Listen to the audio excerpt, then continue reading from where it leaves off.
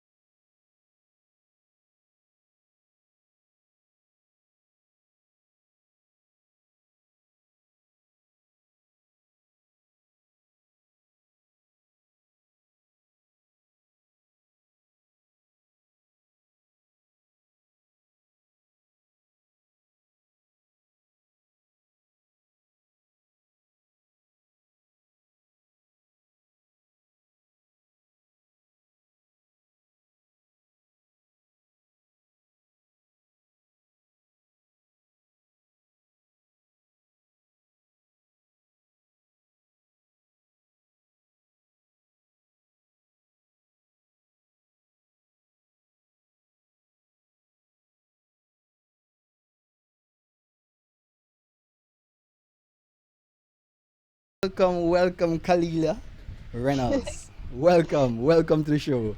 Hey, it's good to be on. Yeah, man, it's such a pleasure to have you on the show. Like when I first reached out to you, and I'm like, oh, I really want to get her on the show because my thing is, I've spoken to a lot of creatives as it relates to persons who do designing and stuff like that, but I haven't really gotten around to speaking to creatives, persons who are creating shows, who are creating products, and that is the next level for me as it relates to the show. To talk to a wide variety of creative. If you're creating dishes, if you're you know what I mean, Yeah, creatives are all around. It's not yeah. just persons who do graphic design and web design and motion design. Creatives are all around. So, what I Video want, is big. Video is yes, huge. Yeah. exactly. What I want to ask you though is, firstly, how did you get started as this executive producer, so to speak? Boy, that's a story and a half. And Yeah, I'm here to listen. I was actually planning a live for tonight to tell that exact story. And then I remember that I had booked with you already, and I made the commitment. So I said, okay, I'm going to put off that story for another time. But since you ask, you preempt my own live, and I'll tell you the story. It actually came out of, in addition to working at Nationwide, I had been working at Business Access TV, which is a cable station, if you're not familiar with it. And I was doing business news there as well. And it represented maybe about a third of my income. And then that company started having some difficulties, and basically everybody was made redundant. Just one day they called us into the office. They said that we're having a staff meeting and everybody redundant, and that's that. That was back in March of last year, the end of March, and Wow, wow, nobody got paid on that's payday. crazy. On payday, nobody got paid. Oh no, Wow. still not get it. So, and I had just bought a car. I had just had a baby, and I had to try figure something out. So I had the idea. I had recently started doing Money Mondays already, and I had also started doing Money Moves, and I was left at the last minute without a studio for Money Moves. So if you're familiar with Money Moves, that's a program where I interview somebody. It's sponsored by Exim Bank. At the time, it wasn't a huge sponsorship. It was just a little bit of something. They were Yeah, doing this you have to program start on. somewhere. You have to start somewhere.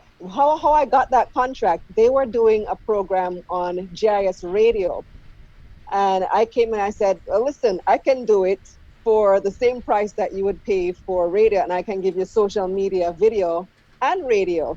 So it's the same. So it's a, it Yeah, was a yeah. small Me money. like that.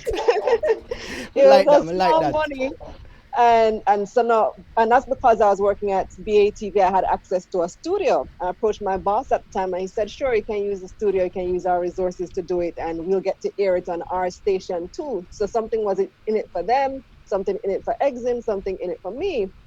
2 weeks later, bam, the station, the TV station closed down. Everybody redundant. I have no studio, but I have this contractual obligation with Exim, and I have to try figure it out in like a day and a half. Where am I gonna record? How am I gonna record? Because the show must go on.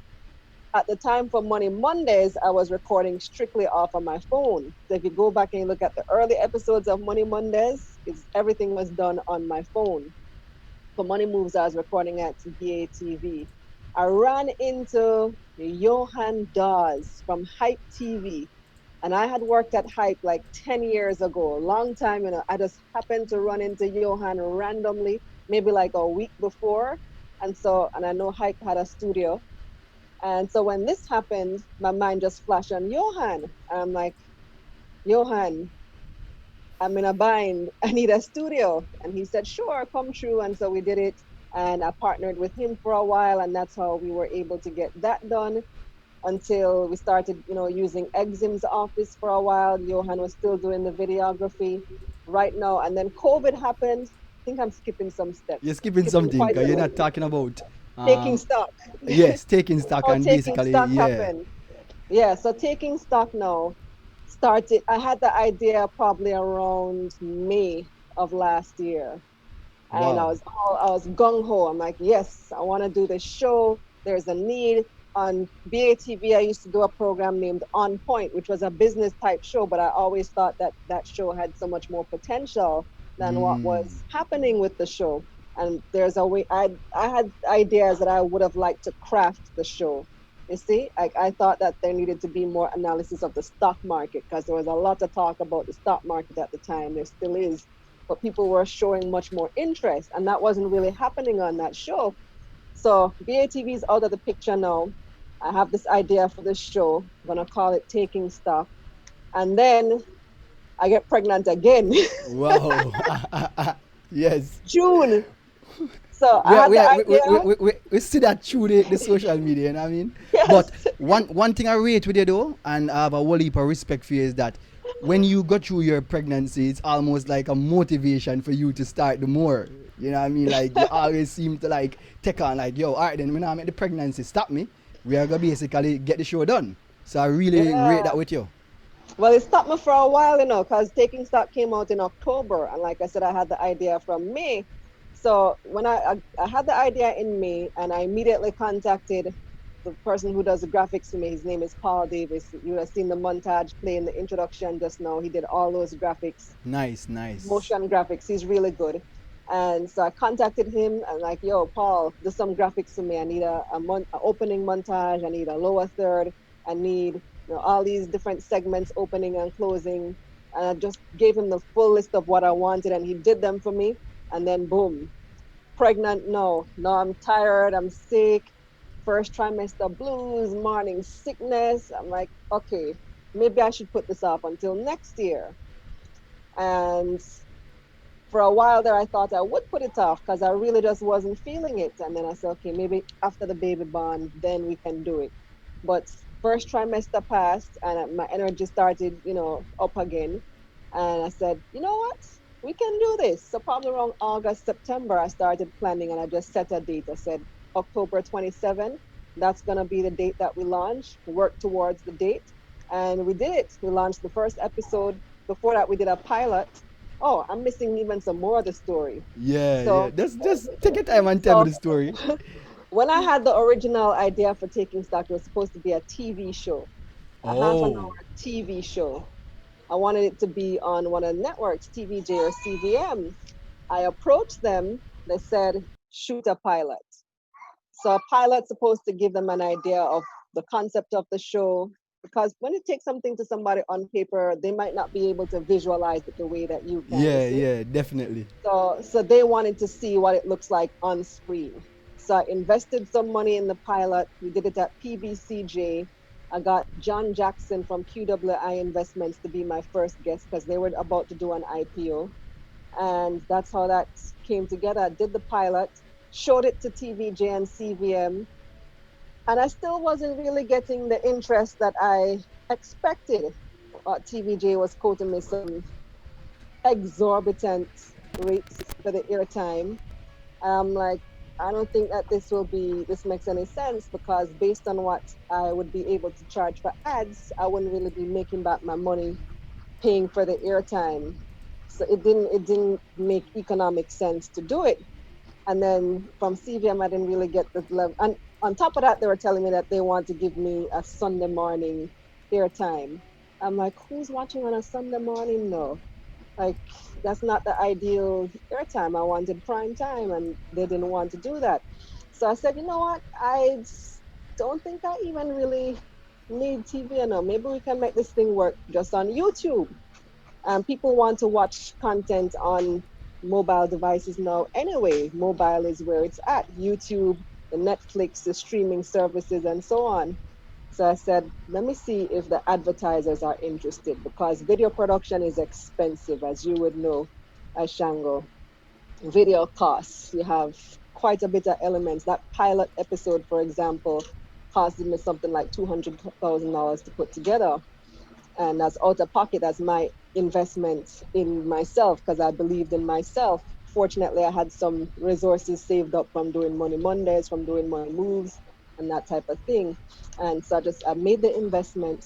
I think it was like 250 total, probably. It cost me quite a pretty penny to that pilot episode, and to pay for everything. And so, in order to make a video production work, you have to have solid sponsorship, and you don't want to be in it to break even either. You want to be able to pay yourself because it's your effort. Everybody else can be getting paid. You're paying cameraman, you're paying lighting, you're paying sound man, you're paying producer, you're paying script writer, and then you're not getting paid because you're breaking even Yes. and you're the one putting in the majority of the effort. One That second, doesn't make Kalilah. sense. 1 second. Yeah. I want the people them to listen. Like whoever is watching right now, I think we have a couple of guests watching. I see some person log on and everything. I want the people them to listen what production, what producing a show entails. A person think producing a show is just, oh, I just get up, boom, show produce. You talk about No. writers, you talk about production, you talk about set design, you talk about No. all of these elements that you as the executive producer basically have to pull together. And as I say, No. sometimes doing a show, you don't even make the money. You basically just try to make the show happen Mm-hmm. until you get solid sponsorship. You don't necessarily make the money. So we really want the people them to listen, for understand that being an executive producer, owner of a show and stuff like that is not just a 1-2 thing. You know what I mean? That is where It's me a at you. I want them to business. forget that. It's a business. It's a straight up business. And I was adamant that going into this project, I'm not going to be doing it just because it's my passion, although it's something that I really wanted to bring to the people of Jamaica, but I have to make money from it too. I can't have everybody else making money off of my blood, sweat, and tears, and I'm not making anything out of it myself.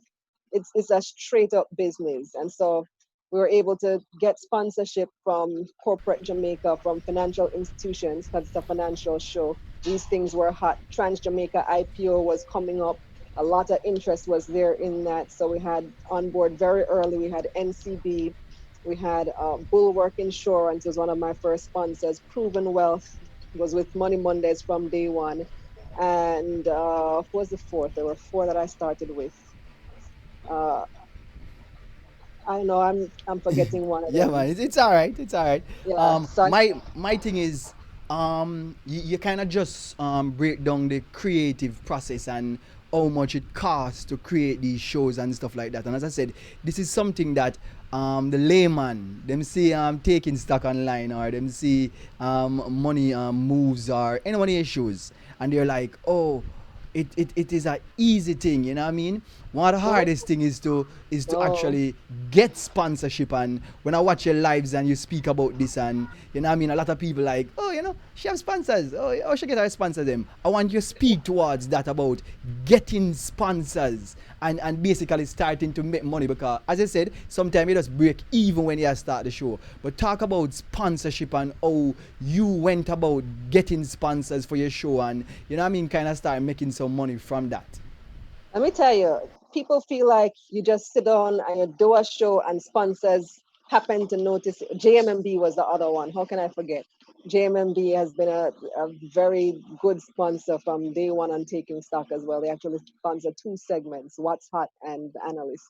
Anyway, people feel like you can just sit down and you put your stuff out there and eventually somebody will see it and say and call you and say, I want to sponsor your show. I like what I see. That does happen, but more often than not, you have to put yourself out there and approach them and create a solid pitch. So I sat down very early on in the concept phases of the thing to wrote my pitch, wrote my proposal, worked out how much it's gonna cost, how much I need to charge for ads, did my research, what are competitors charging, what does TV charge, what does radio charge, and basically put it all on paper, approach these various brands. I said, I'm doing this show. I have a pilot already out. You can watch the pilot and see for yourself what it looks like.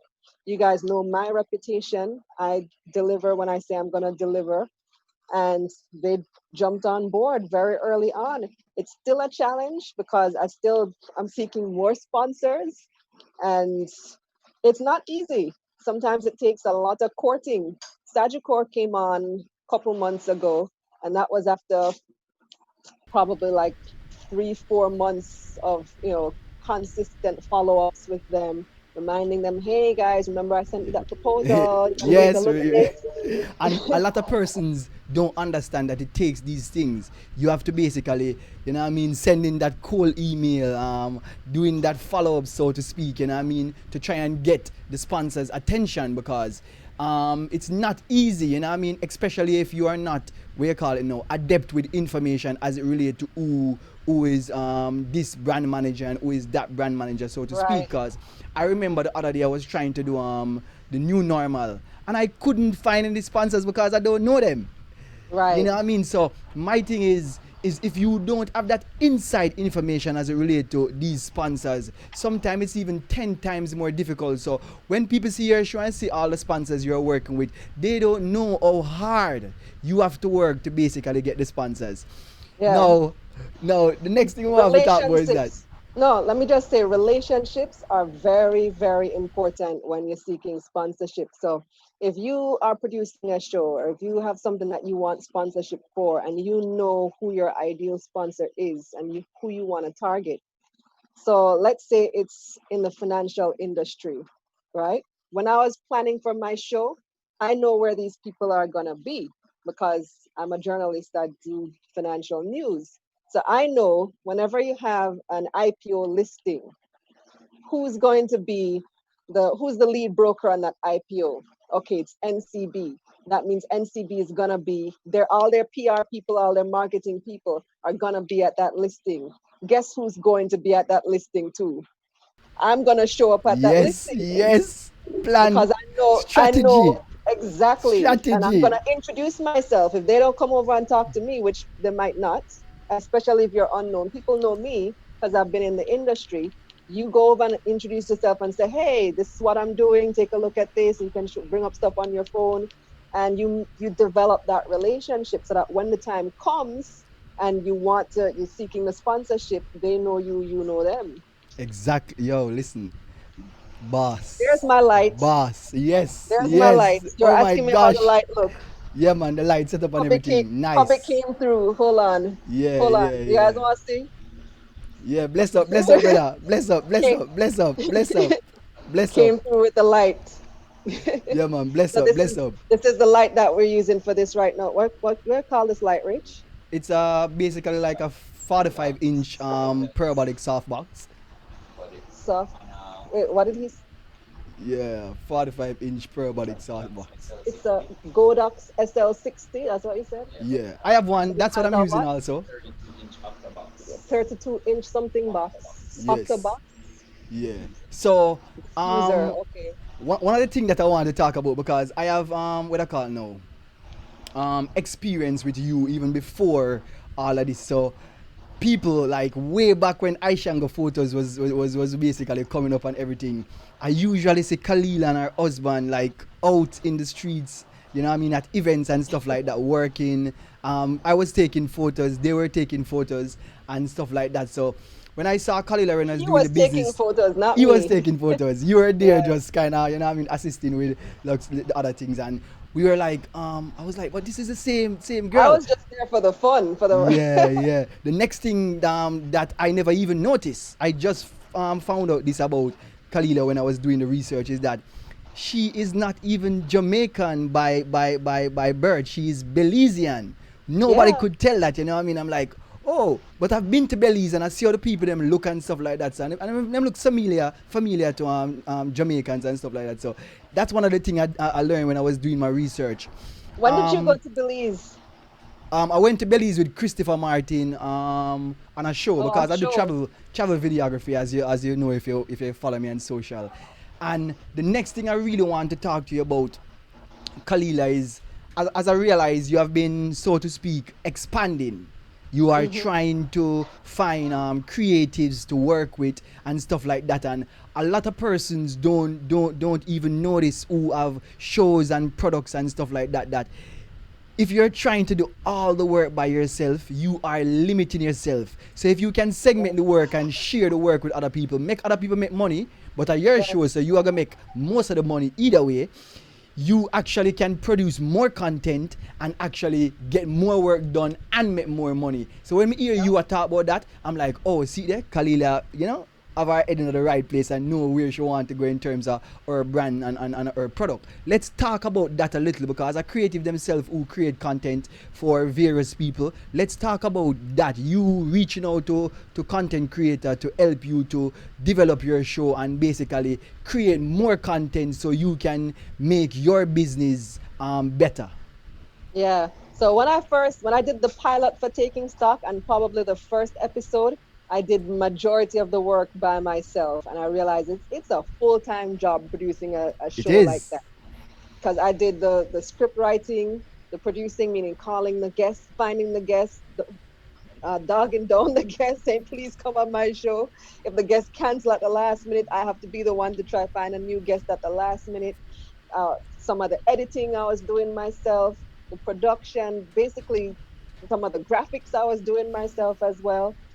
And I realized that's not sustainable. It's too much time on me, and Yep. it's I need other people's help. And so I got a producer on board. Kristen Page Smith is my producer for Taking Stock. She's really good at getting the guests. She does my scripts. I got somebody to do the various segments. So What's Hot is a segment that has its own producer by itself. So I have two producers for Taking Stock. One who does What's Hot, one who does, the rest of the show, gets the guests and all that. I have an editor, I have graphic artists, videographer, and so all these different people take care of different components of the show. And then now with Kalilah Ray Media, because like you mentioned, that's not the only show that I do. That's the biggest one that brings in the most revenue and takes the most work because it's a full production. It's like an Yep. hour long show. But I have Money Mondays, Money Moves, and What's in It for Me as well. These are smaller ones designed at social media. They don't take as much production effort, but it still takes quite a bit of effort. I fully script my programs, the Money Mondays that you see, even though I'm really good at presenting, if I say so myself, it looks very natural. You wouldn't You're be able to tell, definitely good at presenting. you wouldn't be able to tell that I'm actually reading everything from a script. So I actually bought a teleprompter. It's a mini prompter. It's called a Parrot. It costs like It's the 200 one for the US. phone. Yeah, so you use your Okay. phone on it. You attach your phone to the teleprompter. Well, the prompter goes on the camera, on a DSLR camera, Yeah. and then you download the app onto your phone, and then the phone reflects on the prompter. I So also I also have a prompter, so I know it yeah, work. yeah, so I it's tend really not to cool. use it now though. Like I hear you talking about the production value that you brings to your show, and sometimes a person don't even understand. You say taking stock of two producer, one person that produce just one segment, like that person just concentrate on what you say what's hot.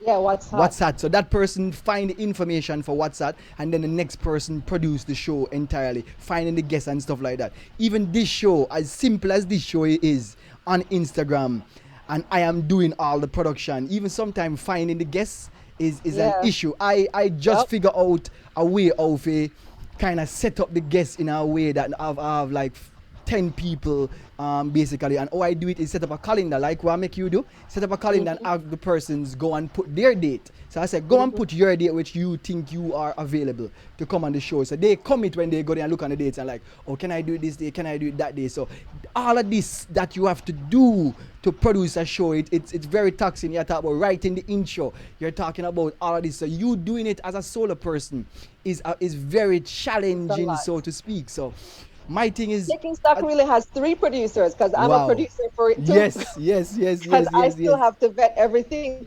Even though they do all of that work, it still has to come to me for approval. And that can take some effort too. That can be a lot of work in Yo, itself.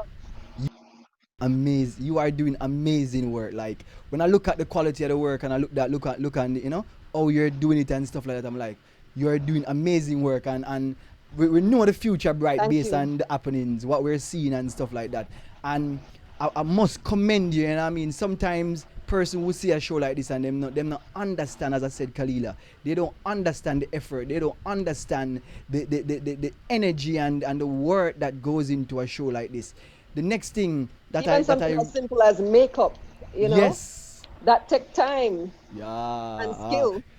The next thing I want to speak about though, which is we kind of want, even though this is outside of creative, let's talk a little bit about being a creative and going through the process, and also going through the motherhood process. Because one of the reasons why I'm asking about that is it opened up a different space in terms of you have to be doing all this work, but you're also trying to take care of your young son that just born, and you have your daughter which is probably about 19 or so now, based on research, and 17. she's more than 19 now.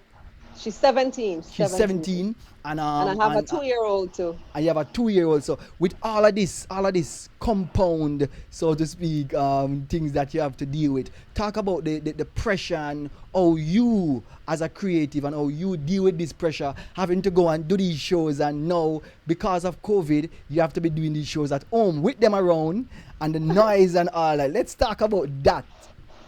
Yeah, that's why I was late because we were supposed to start at 7 o'clock, but then baby get fussy at the last minute. And I was there trying to calm him. And then luckily my husband is here. And so he took him.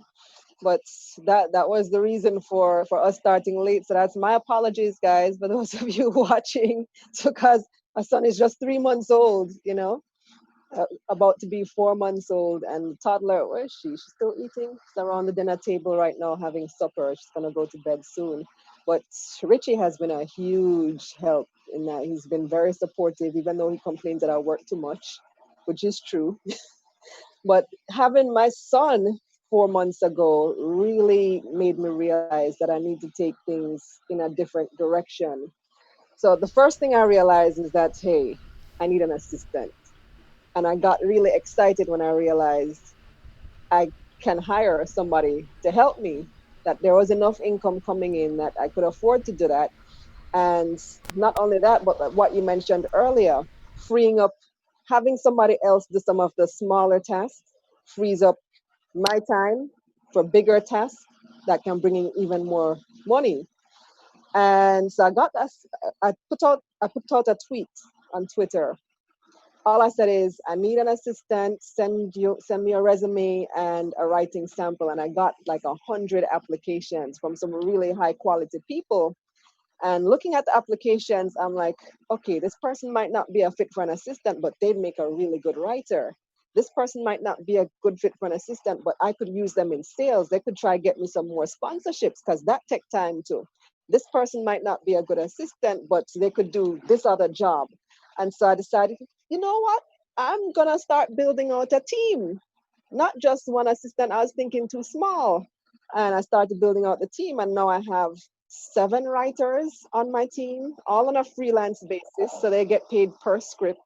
I have a BDO, business development officer. He gets paid based on commission. So when he brings me Wow, money, he wow, gets a wow. cut. And I have my assistant on top of that. And so now this has freed up my time. Well, it's starting to. What I'm in the process of doing now is putting systems in place so that everybody knows what their job is. They don't have to come to me for everything because this is how it's been working. Everybody say everything, everybody comes to me, which takes Yeah, up a lot of my naturally, time. that's where it starts. You have to just, Right. as I say, But yo, once you put the right systems in place, you will free right. up more time for yourself. I'm trying to get it to a place where they start communicating with each other rather than coming to me for everything, and things just start flowing like clockwork so that I can free up my Yeah, time man. for some more family time. Yeah, man. As I say, based on research, when you just start build a team, everybody will look to you. But once you give them the responsibility and Yeah, also give them the trust and right, all these things, and person understands, say, oh well, this is my responsibility. So I have to make sure, say, yo, me do my part to make sure, right. say, the whole unit work cohesively and the Exactly. product goes out and it represent the whole team. Kalilah, me nah lie, yo, you do amazing. When we hear say you have 7 persons who you have on commission now to basically do it, and you're working on the team, you are doing amazing, And you have amazing to stuff. train them. You have to train them because my thought going into it at first was nobody else can write Money Mondays. I have to write Money Mondays. It's my face, it's my brand. Nobody else can do what I do. And that may be true, you know. Maybe there's nobody out there who does what I do quite the way that I do it, but I can train somebody to do what I do. I can Definitely. train other people to take on those part of the tasks and those part of the responsibilities that will free up my time. And they've been doing a pretty good job so far with some guidance. So we have writers meetings every Monday on Zoom, and we go over their scripts. I point out their weaknesses, their strengths. I give them tips. I do a whole PowerPoint because I've done writing workshops before too. I train journalists at work Nice, all the time. nice. And so I trained them. I said, this is how I want it done. And so every week they've been getting better and better and better. And I'm sure you guys, the viewers, can't even tell. Like, is other people actually writing Money Mondays now for the past Yeah. And month or and so? that's I how it haven't done work. it. You Yeah, have to basically, as I said, get a team and train them into what you want them to write, what you want them to work, so it has a feeling of your product. Because remember, saying, you are the face of your brand, you know what you exactly. want. So when you see the writing, see the design, or see the production, and you say, all right, then this is the direction that I want to go. Eventually the persons on your team will get an understanding of how to please you, so to speak, Right, and get right. the product working right. Now, there's one thing, I don't know, it come like it slipped me. There's something that I was just gonna ask. I don't know, like, uh, yeah, maybe you said it and it came to me just now. Like, my mind is so blown with talking to you, because as I said, like, when I look on your product, I see, what you call it now, a certain level of quality, a certain level of production, and I'm like, a lot of persons see this, would want this, but they're not willing to put in the energy, the effort, the money to Hmm. produce this level of content. And I'm like, yo, Kalilah, as I say, I can't stop, because I always watch your stuff, Like, you realize when Yeah, I I see DM you me and commenting. I see you commenting yes, on it. when I I DM you appreciate and then it. stuff there, me I talk to you about the details of your show, because my Yeah, thing is that your show has so much value as it relates to even another creative or a person who wants to do business, because you're talking about business and the business of money. How can you invest, and how can you be, watching the stock market, understanding. Even the other day where we were talking about the St. Lucia thing.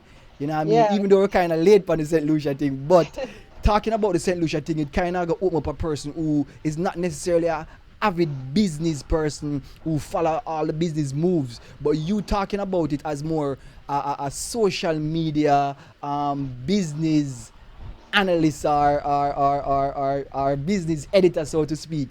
As I say, you're not a financial advisor, so don't take my Right. don't take my I'm a advice. journalist. I'm a Yes, I'm a journalist. journalist. So when I listen to you, most times a lot of my information that I get about business is from you. You know what I mean? And I'm sure that is the case for many other, you know what I mean, non-business savvy Jamaicans. And this is very very important, not to me, but to a lot of the other persons who I believe, as young business, young entrepreneur coming up, even the creatives that I am trying to cater for, so to speak. When them listen to a Kalilah talk about business, them can either get the idea and say, oh, I can try this or I can do this, and this is all I probably can look towards for invest and stuff like that. So for me, the information that you put out has so much value that I want you to just basically continue to do it. You're doing such an amazing job, and talk about, you know what I mean, like when you think about the information, how you look at the information, and how you basically say, yo, this is the valuable information I want to present on a taking stock on a Mondays, on a what's in it for you. I like that one. It's very short, but it's very spicy. Talk about the information. How do you go about getting your information? Not your secrets, but how you structure the information and why you choose this topic over this topic. It's no secret. It's just, well, the information is the easy part to me because I've been doing journalism for 20 years, believe it or not. I've been a journalist since high school. I started in high school. And so the information part isn't that hard. We get emails all the time. You follow the news, you look at what other publications are publishing, look at like the Financial Gleaner, the Observer business pages. Many times people call me requesting an interview, or you just have an idea. You go buy gas, for example, and you say, why the gas price so high? And then that leads to you investigating and trying to find out why the gas price so high. And you start thinking, okay, who can I ask? Okay, I can ask the Minister of Energy, Fable Williams. I can ask the people at Petrojam, why the gas price so high? I can ask this person, I can ask that person. And that's how you get your ideas for stories. I'm always looking for ideas for stories. The So stock exchange, because stuff is published there every day on companies' performance. Quarterly, they all have to, all the listed companies have to report how they're doing. They post their financials. You look at the financials, you say, why did they spend $5 million on this? That could be a story. so what I'm hearing from you is that because you have been a journalist for so long, you look at information differently. You basically can spot the information and say, all right, then I think this is newsworthy, all right, Yeah. this is a topic that I need to talk about. And that to me is very special. Is very special. Or this is what we It don't want to definitely ask comes about. with it definitely comes with practice and skill. For rookie reporters, I see them all the time in the newsroom. They kind of struggle with identifying the news value of something. So a press release might come out and they're not really sure what what the important bits of it are. But for me doing it for 20 years, it's as soon as I hear something, my ears just go up. I'm like, that's news. Okay, so you see, people want to understand that this takes time. Kalilah is an expert as it relates to identifying what is newsworthy or what you think is a good thing to basically put out. So it takes time to create this level of expertise and this level of understanding to identify, because all the time, even an entrepreneur, who sometimes them call them serial entrepreneur, these people have developed over a period of time how to Yes. identify the trends in the market so they can move and shift and all of these things. So I want people to understand that it is not simple. A lot of persons are doing stuff out there, entrepreneurs and working on business and have shows and stuff like that, and think it's, oh, it's, I can do it. As you said, I was listening to one of your, I think it was one of your story, that persons are trying to do what you do, but when they figure out that, oh shoot, it's It's crazy, work. It's a the lot of work. work They that it stop. have to take to do it, they're like, oh, all right, then me I They go, me I lose the go, me I go something there. consistency. Yeah, yeah, that's absolutely true. I've seen people try to do it, and some of them have been more consistent than others. Most of them, nobody's doing it weekly. Nobody's definitely doing 4 shows a week like I do in this field. So it's because it takes a lot of effort. And let me tell you a quick story too about we're talking about the identifying the news value of something. Couple weeks ago, the Bank of Jamaica put out a press release on a Friday afternoon, right? I had just finished taking stock. I did a good interview with William Mafood, who's the chairman of Wisinko Group. You know, they produce Coca-Cola and a whole bunch of stuff they do. And I was feeling really good about the interview. And as we taking stock on a Friday, I'm actually going to do the links right after I finish this interview with you, Shango, which is why I'm all dolled up. We take the interviews on a Friday afternoon, and then I do the links in the night after the kids go sleep. Friday night, other people out partying. I'm taking stock late into the night. That's the Anyway, effort that you have to put in to create yeah. great products. Anyway, so I just wrapped my interview with William Mafood, and I get an email from Bank of Jamaica, and several paragraphs down into the email, it says, "Oh, we're gonna suspend dividends," and I'm like, "What? I just taped my show. Are you gonna release this information on a Friday afternoon, 3, 4 o'clock, when we're already wrapped and my show comes out Monday?" No, man. I feel like recording over my entire show. And you know what I did? You know what I did? What did you do?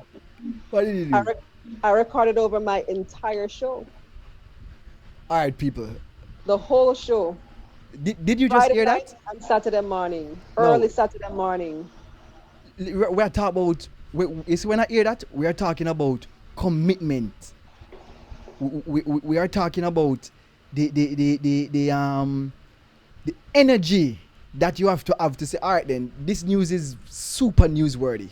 So you wanna let's record the show, and everybody I run Twitter up and just down all of the Twitter just light up because the news came out, dividends suspended, and people in Jamaica aren't used to that. They're like, "What? Something can go so? No dividends?" People were confused. There was a lot of talk about it, a lot of buzz about it. And then my show is gonna come out Monday, which is I think we're the top financial show, the top business show out it now. is My it show is gonna is come out Monday, and we're not gonna talk about it. no No, still man, that no can't still. happen. That can't happen. So I have to record over my entire show. I get my producer, I tell her, "You need to get Richard Biles." And she got Richard Biles, the governor of the central bank. We did the interview 8 o'clock Saturday morning, sent it to the editor.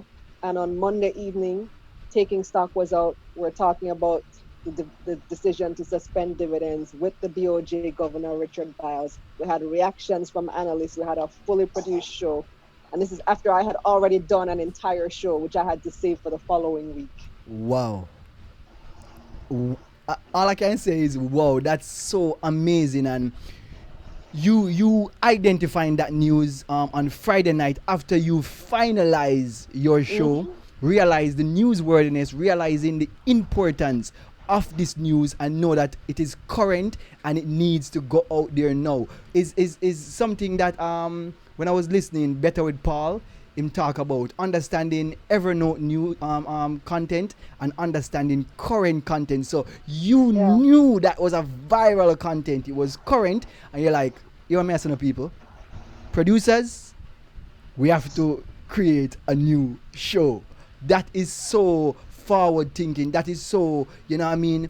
As a business person, as an entrepreneur, as a content creator, you are basically, you're putting the foot on your competition, if you do have competition neck. You know what I mean? Kind of not a right place to talk about the neck thing right now based on what's going on in America, but Yeah, I'm yeah, just yeah. saying you are so ahead of the game in terms of a content creator. As a matter of fact, I can tell you that you are doing so amazing that you are giving the television stations problems. Your Problems. content, Tell yes, me. yes, Talk to me. yes, your Same content as stations, far as me the see it, same stations who wanted me to come on a Sunday morning and charge exactly, me an arm and a leg for airtime. Me giving exactly. them I am problems. saying that your content is your business content I consider is more valuable than theirs. Whoa. Thank you. Because even though they're on air, remember say your content there. It constant. It's always there. A man can watch it now, him can watch it next week, him can watch it 2 weeks from now because it's there on YouTube. So we are personal understand is that if I show I'm up on TVG, I'm up on all of these platforms, CVM, whatever the platforms are, and you miss the show, you miss it. Their content is not readily available online. Your content Yeah. is online. You are posting it on Instagram. You're posting it on YouTube. You probably have even have Facebook. I'm not really big on Facebook. You probably have Facebook and posting it there. So And your content LinkedIn is in the people them face. And and I Twitter. must tell you, I believe that your content is much more valuable than a TV station. Thank you Much very more. much. Thank you Much more. very But much. you know how the industry is a lot of traditional people and stuff like that. So they might believe that, oh, I need to get on TV, I need to get on radio. But right now, social media to Mm-hmm. me is more valuable, it's more clickable, it's more understandable, it's easier to measure. You can send them your analytics and say, yo, when I put up my video on YouTube, I get 1,000 views in an hour. Absolutely. TV, you can't tell that. You don't know who is watching. Most of the Yep. time, TV, they're assuming who are watching. They have systems, but the system is not perfect. And you know that nowadays, I can tell you, people are not watching television like that anymore. People are using them TV to watch YouTube. Someone using TV to go and watch your station on YouTube. So I believe that You have smart in TVs now, yeah. exactly in this current time, social media online content is of more value, but I understand sometimes it's an hard sell to sponsors and stuff like that when you're trying to make them know that, oh, this is my SEO and this is my analytics, and they're like, yeah, I mean, I don't understand it. Some of them I would consider them old ed. I mean, they don't understand how the internet works, so they don't understand the value of it. But when I look on your content and I look through your page and I'm like, I mean, the consistency. Let's speak about that. Let's speak about being consistent and putting out 4 shows, not one, not two, not three, but 4 shows online weekly. Talk about that level of energy and that level of consistency that you have to have where you know that, oh, listen, I have to get up this week, and I have to get these 4 shows produced and out. Talk about that. Before I come to that, I want to comment on some of the points that you were making before, and it's about social media taking over this space, really making an impact in this space, and giving traditional media a run for their money. Because I come from traditional media, I still work in radio. And remember, there Exactly. was a time there was a time when TV just came out decades ago when they said radio is dead. Radio is still here, and now they're saying social media maybe will kill TV or kill print or whatever. But TVJ and CVM responding to me the way they did when I was pitching the show was the best thing to ever happen. Best. Best thing to ever happen, because I ended up making the decision to take it to YouTube, to social media. And when I was making that decision, and I didn't arrive at it lightly, because I could only make that decision if the sponsors were willing to come with me to YouTube. And you can't approach advertising. I had to really think hard and fast how I'm going to offer the sponsors value for money, because you can't really play a 30-second ad on YouTube in the middle of your show. People just going to skip past it. If you can't have a regular ad break the way that you have on TV or radio, because people can just click past it. It doesn't make sense. And so I had to think of ways that we can incorporate the sponsors and give them value for money. And so when I was coming up with the concept of the show and trying to decide what to do, I met with 3 independent producers who produce TV shows for TV, for television. I met with Winford Williams from Onstage. Everybody know William, Winford. I met with Zara Burton, who produces 18 Degrees North, and I met with Sadiqa Diaram, who produces the Sadiqa Diaram show. And they all have or have had shows on television. And I asked them their opinion. I asked them many, many questions about the production process, about cost, about business. And I also asked them, do you think I can do this without TV? And they said no. They all said, well, we think you need TV. Why? Because the advertisers are willing to spend money on TV that they're not willing to spend with social media. And so that was disheartening. When that made me think that maybe, the show, great as an idea as it is, it might be a non-starter. If I can't get it sponsored, if I can't get it funded, if I can't make any money off it, it makes no sense. But that, I find, was the traditional thinking. So I said, you know what, let me just try anyway and pitch it to the sponsors. And so I came up with this concept of the analysts in my show, whereby you, as a sponsor, you get to have your representative from your company, your analyst, on my show, Money wearing your moves. wearing your branded shirt, analyzing the business news of the day. So your guy or your girl looks smart on my show. And because they look smart, you're sending your best and brightest to my show. Because they look smart, now people who are watching my show want to call your firm. They want to do business with that smart person that they heard giving all this great analysis on my show. And that's how you can incorporate it that way rather than a traditional 30-second or 60-second ad spot. So I designed my show with that in mind. People, gems. When we say gems, more open and listen. That what Kalilah just said a while ago is a way how to what they call now, recreate advertising structure. So instead Yeah. of you having the advertiser basically run an ad, you have their people on your show talking about it. They're branded, which is advertisement, Mm-hmm. and you give the advertiser value. Yeah. Gems. When I say Yeah. gems, I mean gems. The next thing what I believe you can look into Kalilah as it relates to advertisement. I don't know how much you pay attention to online shows and television online. They do a lot of lower third ads. So Yeah, so I instead of have you that in have my show too. I have that in my show too. In the discussion segment, there is a crawl where you have your personalized message there in the yeah, crawl no, going I'm across not the talking about a crawl. You see, just like when your oh, like name, the banner ad? yes, it's just like when your name title come up, just like what we'd see Yeah, on YouTube. You can have the brand or the for instance, you are sponsored by a JMB or any one of these sponsors. You can have whatever they are doing right now as a lower third ad in your yeah, show. So what happened? It doesn't takes away from your content, but it's there, so a person will see it because it's a moving object. It just flash across the screen. They see it, but it don't take you off the screen to make the person get distracted and say, "Oh, the information stop." The ads just come in and come out. They yeah. use it a lot on US television. When ads come in and it come off, and it come in, it come off, and that you're still having basically giving advertising value, but you're not taking away from the content. Which, as they say, you basically have to find new and innovative ways You to have do to it on get YouTube. creative. You have to get creative in what value you can offer the sponsors other than just saying Why? this segment is brought to you by, because that Yes. might, people might not even remember that. So another thing you can do, so you have the product placement. I had a Wasinka sponsorship for 6 weeks.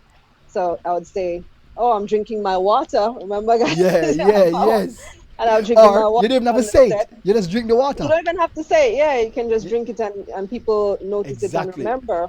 Kalilah, Uh, wow. mhm. Like, Instagram go already. And we are like 55 minutes in the recording. So I'm sure that Wow, we are, 55 minutes in. yes, in the recording. Let me We're let me just let me 56 just minutes live. let me just say this piece too. So the other thing another thing that I thought of was content is king now. Everybody wants content for their pages. I can give my sponsors clips of my show with their branding on it to post on their pages. That's additional value. Amazing. Amazing. So you see, Kalilah is trying to add value to our sponsors at all time because she know the importance of sponsors. Them basically help bringing in the funds so she can produce these shows. So adding value to your sponsors is very important. As I say, I really and really, really, really appreciate coming on the show as a different type of creative than what we tend to basically build these shows around. The graphic artist, the designer, XYZ. You are a producer, you are a creative nonetheless because you are producing content. Not a designer, so to speak, but you're designing shows and that is what make you a creative. That's why they show the name designer always be, name creative always be, and I really appreciating you giving me the time and the effort to come on my platform and basically give me a strength, and I thank you so much. I can't thank you no more for really give me the strength. You know what I mean? I reach out to you and we always a talk on Instagram, you always a DM me and me I respond to me, and I really appreciate that. And you know what I mean, thanks again. And any final word? I enjoyed it. All I right enjoyed it. then. Thanks for having me, man. Yeah man, You're blessings, doing great blessings. work too. You're really doing great work. I'm trying my best. So I'm gonna run the intro and basically get it out before Instagram cut me off. So thank you so much, Kalilah. I really appreciate it. Blessings.